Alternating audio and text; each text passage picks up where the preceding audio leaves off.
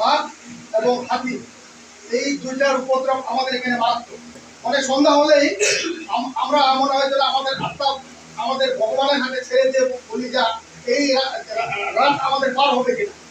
কালকের আগের দিন বন্য হাতির আক্রমণে আপনাদের এই এলাকার একজন জনসাধারণ মারা গেছে, তাই না? আমি ফ্লোর আপনাদের কাছ থেকে ছেড়ে দিচ্ছি। আপনারা বলেন দুইটা এই জিনিস নিয়ে যে আপনারা কি ধরনের প্রবলেম ফেস করেন এই বন্য হাতি নিয়ে। তো আমাদের সমস্যার কথা আমি বলতে চাই ভাবে, মানে আমরা বাস করি এমন এক জায়গায় আমাদের চতুর্দিকে পাহাড়।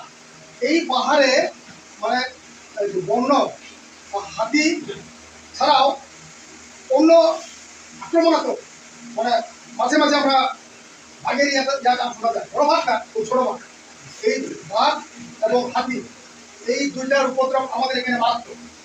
তো বলতে গেলে এইভাবে বলতে হয়, মানে সন্ধ্যা হলেই আমরা মনে হয় যে আমাদের আত্মা আমাদের ভগবানের হাতে ছেড়ে দিয়ে বলি যা এই রাত আমাদের পার হবে কিনা। তো এটা আজ অবধি না, এটা অনেক দিন যাবৎ হয়ে আসছে। এই সমস্যার মধ্য দিয়েই আমরা আমাদের জীবন পার করতে হচ্ছে। অন্যান্য জায়গায় আমরা শুনি ওই যে মৌসুম বলতে ধানের সময়ে এই যে বন্য হাতি উপদ্রব করে, কিন্তু আমাদের এখানে এই বন্য হাতির উপদ্রব শুধু মৌসুমে না, 12 মাসে আমাদের এখানে উপদ্রব করে বন্য হাতি যত্র এসে পড়ে, হঠাৎ করে এসে পড়ে আর আক্রমণ করে। তো বিশেষভাবে মারাত্মক আকারে দেখা দেয় এই সময়ে, এই ধানের সময়ে, এই কাঁঠালের সময়ে।